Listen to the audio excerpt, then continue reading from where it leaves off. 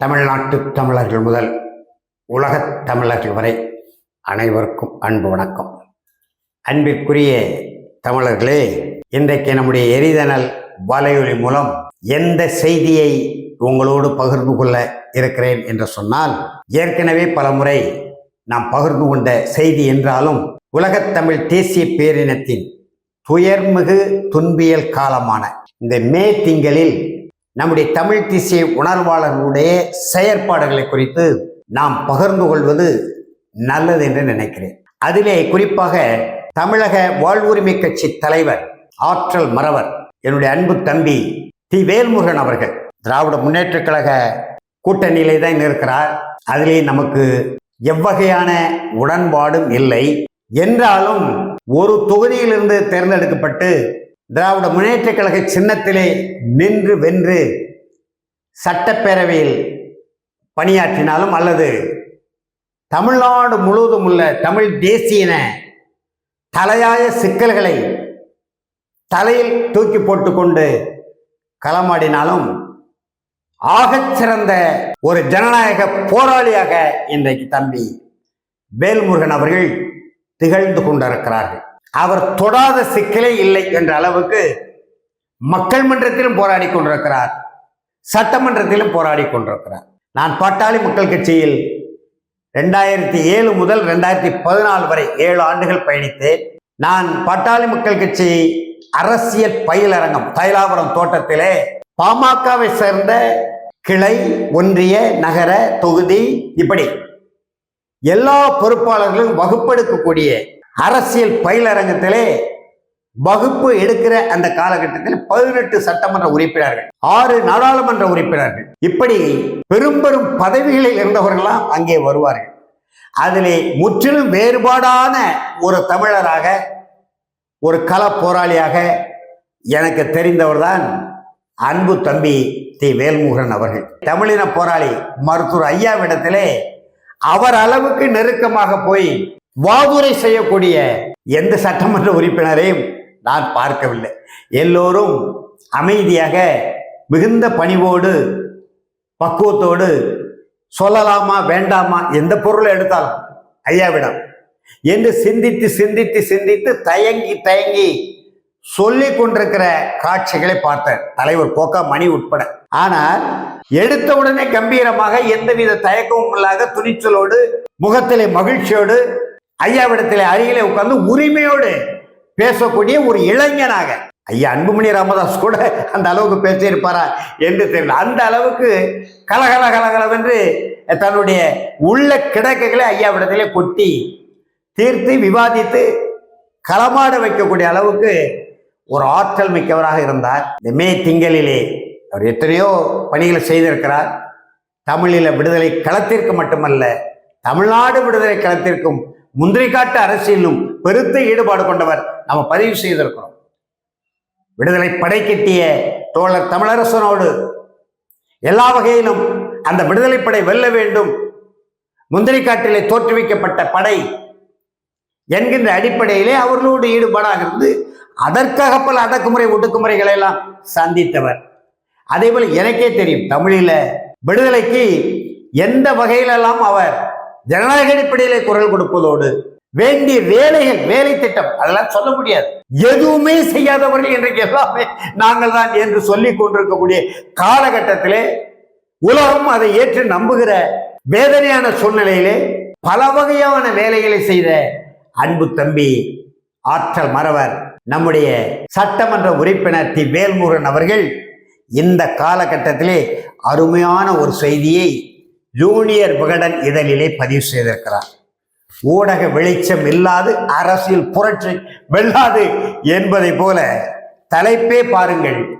உலக வரலாற்றில் ஓர் ஒப்பற்ற வீரகாவியம், தேசிய தலைவர் மேதகு வே பிரபாகரன் உரிய நேரத்தில், உரிய காலத்தில் வரலாற்று சுவடுகளை 3 பக்கத்தில் அள்ளி தெளித்து விட்டிருக்கிறார் நம்முடைய அன்பு தம்பி வேல்முருகன் அவர்கள். நானே படித்து முழுவதையும் படித்து பார்த்துவிட்டு அவ்வளவு பழைய நினைவுகளையும் மீண்டும் மீண்டும் நினைத்து கண்ணீர் வடிக்கிறோம். வேற என்ன செய்ய முடியும்? 16 கல் தொலைவிலே 8 கோடி தமிழர்கள் தாயக பெரும் நிலப்பரப்பான தமிழ் நாட்டிலே வடவேங்கிடம் தென்குமரி ஆயிடை தமிழ் கூறும் நல்லுலகம் என்று சொல்லக்கூடிய தமிழ் தேசத்திலே வில்புலி கயல் கொடி மூன்றினால் பொதுவானமெங்கும் எழில் மேவிடும் அந்த நாள்தான் என்னால் வரும் என்று ஏங்கி ஏங்கி பாடல் இயற்றினாரே பாவேந்தர் பாரதிதாசன். அவருடைய இலக்கிய அடிகளே புலி,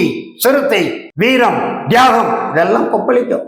அப்படிப்பட்ட தமிழ்நாடு பக்கத்தில் இருந்தும் நம்முடைய தொப்புள் கொடி உறவுகளை பதற பதற பறிகொடுத்தோமே, அந்த வேதனையை வாழ்நாள் முழுவதும் ஒவ்வொரு தமிழனும் அந்த இலக்கு ஒன்றுதான் இனத்தின் விடுதலை. இனத்தின் விடுதலை என்றைக்கு கிடைக்கிறதோ, உலகத் தமிழ் தேசிய பேரிடத்துக்கென்று ஒரு தனி தாயகம், ஒரு தமிழ் நாடு, தனி நாடு என்றைக்கு உருவாகிறதோ, இன்றைக்கு பாருங்க, பாகிஸ்தானுக்கு இந்தியாவுக்கு நடந்த போரில் இந்தியாவின் நியாயங்களை வெளிப்படுத்த கனிமொழி தலைமையிலே தூதுகுழு உலக நாடுகள் தமிழீழத்திற்காக உலக நாட்டு தலைவர்கள் சந்திக்க இப்படியான தூதுகுழு என்றைக்காவது ஒரு நாள் சிந்தித்ததுண்டா?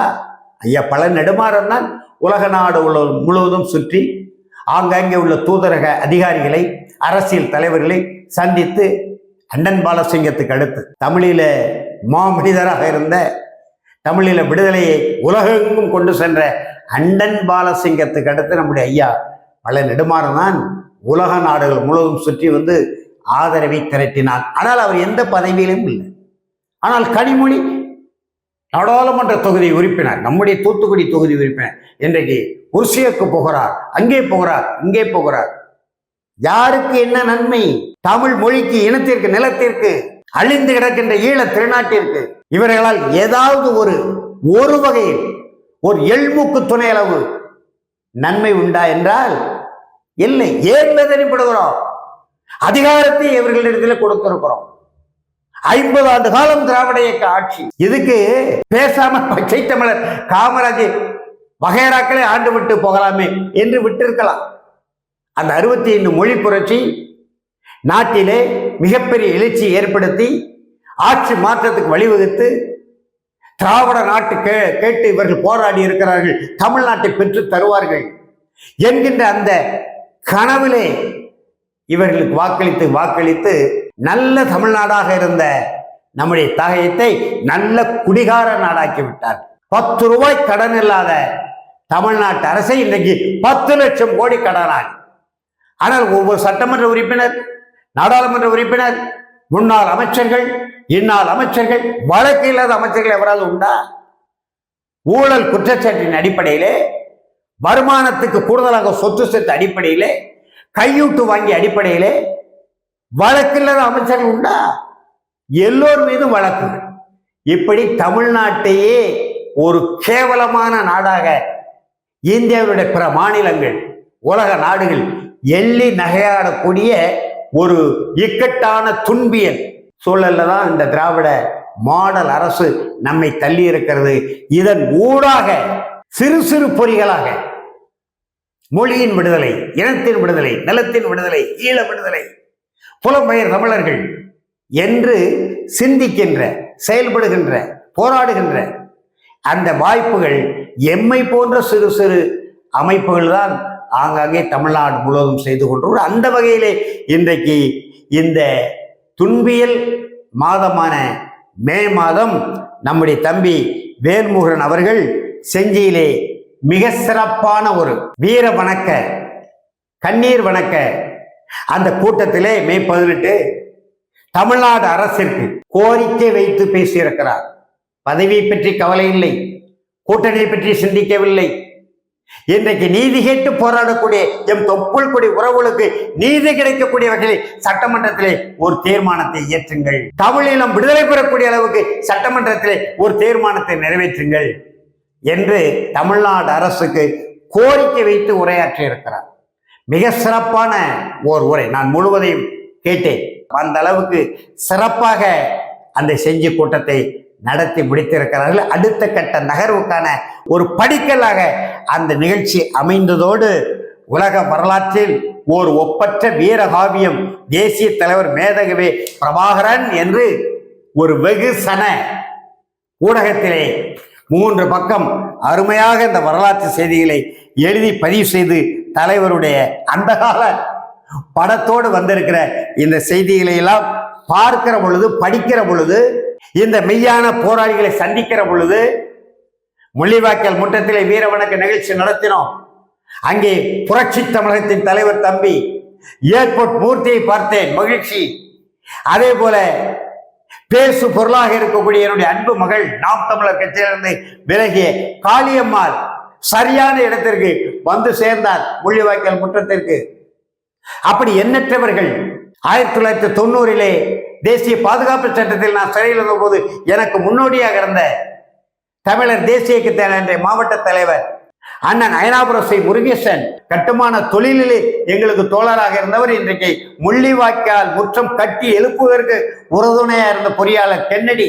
இப்படி எண்ணற்ற தோழர்கள், நம்முடைய தம்பி கரிகாலன், நம்முடைய தம்பி கவிஞர் தங்கராசு, இப்படி எண்ணற்ற தோழர்களை சொல்லிக்கொண்டே போகலாம். அந்த அளவுக்கு இந்த முள்ளிவாய்க்கால் நினைவு நாளிலே தமிழர்கள் ஒன்று கூடல் போல் முள்ளிவாய்க்கால் முற்றத்தில் கூடினோம். அதே போல செஞ்சியிலே நம்முடைய தம்பி வேல்முருகன் தலைமையில் நடந்தது. கோவையிலே நாம் தமிழர் கட்சியினுடைய தலைமை ஒருங்கிணைப்பாளர் செந்தமிழர் சீமான் தலைமையிலே இந்தியாவுடைய பிற மாநிலங்களிலிருந்து வரக்கூடிய தலைவர்கள் பங்கெடுத்த அந்த நிகழ்ச்சி, இந்த நிகழ்ச்சிகள் எல்லாம் ஒரு நம்பிக்கையை என் போன்றவர்களுக்கு தமிழீழ விடுதலைக்காக, மொழியின நாட்டின் விடுதலைக்காக வாழ்க்கையை இழந்த, இன்றைக்கு நடந்து நடந்து சென்றாவது குரல் கொடுத்து கொண்டிருக்கக்கூடிய, போராடி கொண்டிருக்கக்கூடிய என் போன்றவர்களுக்கு ஒரு நம்பிக்கை ஒலிக்கிற்று. மொழி உணர்வு, இன உணர்வு, நாட்டுப்பற்று உணர்வு இந்த தமிழகத்திலே இந்த திராவிட மடைமாற்றிகளாலும், இந்தி தேசிய மடைமாற்றிகளாலும், இந்துத்துவ சமய வெறியர்களாலும் என்றைக்கும் தடுத்து விட முடியாது, மழுங்கடித்து விட முடியாது என்கின்ற அந்த நம்பிக்கையில் உயிர் வாழக்கூடிய நிலைக்கு நான் எல்லாம் ஆளாகி இருக்கிறோம். அந்த வகையிலே தமிழக வாழ்வுரிமை கட்சியினுடைய தலைவர் ஆற்றல் மறவர் அன்பு தம்பி திவேல் முருகன் அருமையான ஒரு பதிவை இந்த வாரம் ஜூனியர் விகடன் இதழில் பதிவு செய்திருக்கிறார். இதை தமிழ் கூறும் நல்லுலகத்தவர்கள் படித்து அவர்கள் அடுத்தடுத்து நகர்த்தக்கூடிய அந்த விடுதலைக்கல இலக்கை நோக்கி புதிய பாய்ச்சலோடு வரக்கூடிய இளம் பிள்ளைகளுக்கு எல்லா வகையிலையும் தமிழ்நாட்டு தமிழர்களும் உலகத் தமிழர்களும் தோள் கொடுத்து துணை நின்று இலக்கு ஒன்றுதான் இனத்தின் விடுதலை என்ற இலக்கை நோக்கி பயணிப்போமாக என்கின்ற அன்பான தமிழ் தேசிய உணர்வுடன் கூடிய வேண்டுகோளை முன்வைத்து விடைபெறுகிறேன். நன்றி, வணக்கம்.